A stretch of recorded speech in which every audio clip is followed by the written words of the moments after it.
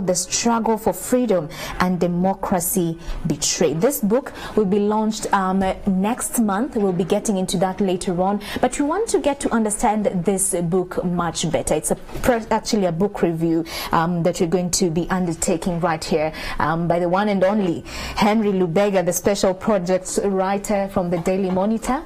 Thank you for making time. Welcome back. Pleasure. Yes, I'll say welcome back because this is somewhat home. Partly, yes. All right, okay. Let's get into this. You have read this book already. Sure, I did. You're one of those, fast guys to read this particular book. The launch is going to happen next month. But let's just get into it. We are in a political space, and a majority will say that it's already heated, especially seeing, the push and pull between ruling government, the opposition, the blockages of different concerts and stuff like that. Every single day there's something fresh in the political scene. What do you have to say with regards to what this book is all about and the timing as well? Well, I will not say this book is political per se, but it's like telling a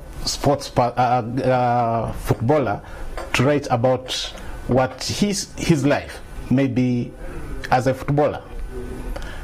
That's what Miriam Matembe did. Her times in government, what she saw, what she did, how she did it, and how she saw it. Basically, that's what she's writing about. And the good thing is the way she speaks is the way she writes. So it's, should I say explosive? Maybe an understatement. Explosive? It may be an understatement. Yes. You're joking. No, it is. If you're somebody who is interested in reading, you'll find this book irresistible putting it down. I read it in a day. Yes. 250 pages. It was too hot to be put down. Let's get into that hotness of that particular book, the experience.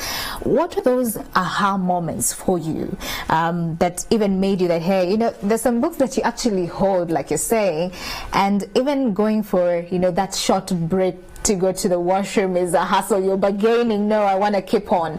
What was that aha moment for you, or aha moments? What are they for you? I cannot count them off head. Different chapters have got different, is this so? And as you finish this, you're looking forward to the next. How could this have happened? Really? Is this true? Is it so? Does this happen? So there are many, and each hits you in a different way. So you'll not expect to be hit by the next like the previous one did. They come at different times and in a different way. In a different way. Sure. And it appeals differently to different readers. It would. Yes, I would assume it would appeal differently to different readers. Yeah. The title is quite catchy, I must say. The Struggle for Freedom and Democracy Betrayed. Yes. You're a book lover, and you also are an author. What do you make of this particular title? Was it a hit or a miss? And does it, showcase the content therein in totality? I had an opportunity to have a chat with her after reading the book. It is a betrayal for her. It was a democracy, a struggle for democracy betrayed on her as a person. And she's expressing her feelings of that betrayal, how she was betrayed by the people she trusted, people she believed in.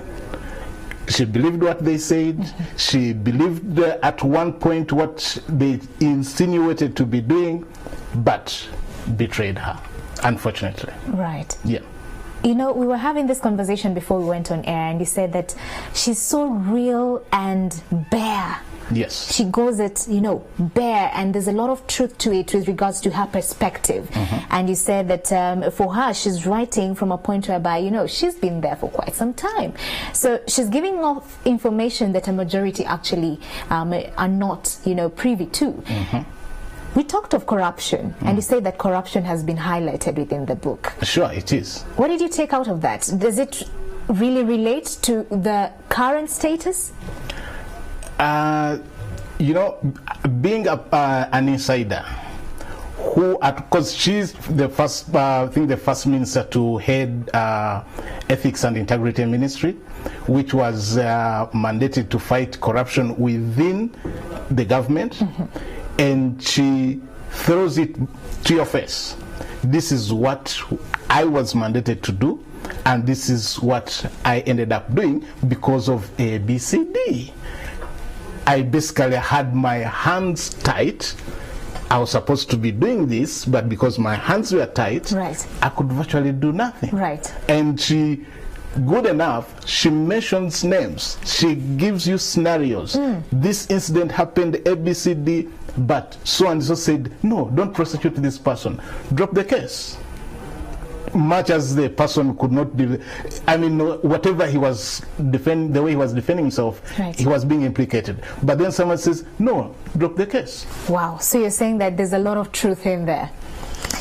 Wow. All right. So is it a book that you'd advise the majority to get, especially them in the political space, and also, you know, the vibrant Ugandans? Is it a book that you'd say is actually one thing they need to pick up on? Would you I would think recommend? This, according to her, this is not only about what she thinks she saw, but there is a section where she wants to refer, wants the young generation, because more than 30%, more than 70% of Uganda's population is below the age of 35, and she wants them to read this book for them to understand certain things, okay, where we come from, and what to avoid. If we don't want to go back there, don't do this. All right. You do this, we are going to go back there. Forewarned is foretold. Okay. Yeah. So clearly you just want people to grab that and read for themselves. That's the best. All right. Thank you so much, Henry Lubega, a special projects writer from the Daily Monitor. Sure. Family here. All right. Thank you so much for coming through. Keep your views coming. What's your, kind of view or comments with regards to this particular book that has been released by Miss Miria Matembe? Hashtag Morning at NTV. We're taking a short commercial break. I'll be right back. Stay with me.